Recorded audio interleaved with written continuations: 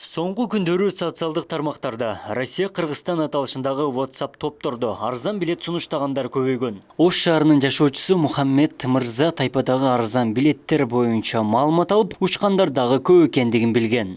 Андан соң 12 февраль күнү Ош шаарындагы кичи райондордун биринде 23 жаштагы Нурай аттуу келинден Санкт-Петербург шаарына эжеси менен карындашына 86 000 сомго билеттин электрондук түрүн алган. Электрондук билет күмөн жаратып, Санкт-Петербург шаары туура эмес жазылгандыктан акчаны берип жатканда коопсуздук үчүн тасмага тартып алган. Текшерүү учурунда 13 мартка рейс жок болуп чыккан. Алдаган келинге бир канча жолу эскертүүлөрдү берип, тыянак болбогондуктан милицияга 3 жабырлануучу менен бирге арыз жазган. Жолуктук ошол жерде эжем бар эле, биякта съемкалары бар. Анан ошол жерде бар билетти көрдүк, эми биз фальшивый экен, биз аны билбейбиз да, бул жактан 2 лист кармап ушул неме 13 мартка деп билет алдык да. 12 февраль күнү алганбыз билеттичи.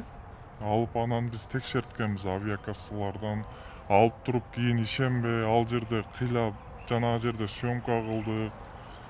Ошентип анан ошол 13 мартка деп эч кандай авиакассадан бул жок экен, бул рейс болбойт экен, жок экен деп көпчүлүгүнө угуп, анан возврат деп акчаны кайтарып бер десек, возврат болбой атат, ана болуп атат, муну болуп атат, алдап жүргөн да.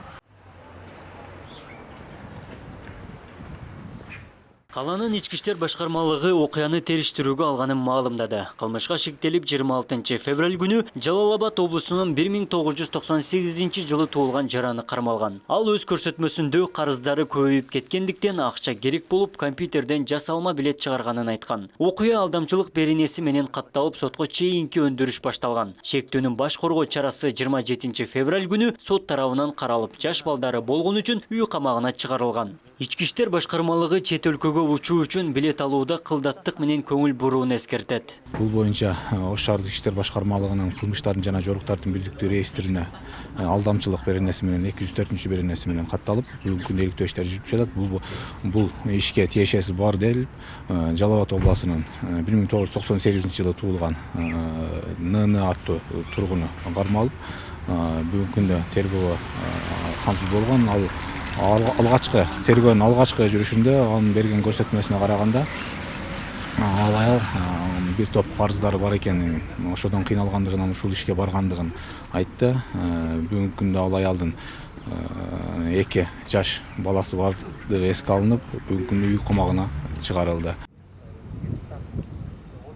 Пандемиянын толкуну кайтып, аба жолдорунун каттамы өз нугуна түшкөн. Интернет дүкөндөрдө ушул тапта Москва шаарына учуунун орточо баасы 38 000 сомдун айланасында. Каладагы авиакассаларда билеттин наркы 40 000 сомдун тегерегинде. Эгер дароо учууга алсаң, жүгү жок 49 000 сомду түзөт. Нарктын көтөрүлүшүнүн негизги себеби жүргүнчүлөрдүн көбөйүшү жана аба жолдорундагы компаниялардын кыскартылышы. Жумуссуздуктан түйшөлгөн мигрант мекендештер аба каттамдарынын баасы кымбат болуп жатканын социалдык тармактарда байма-бай жарыялап келет.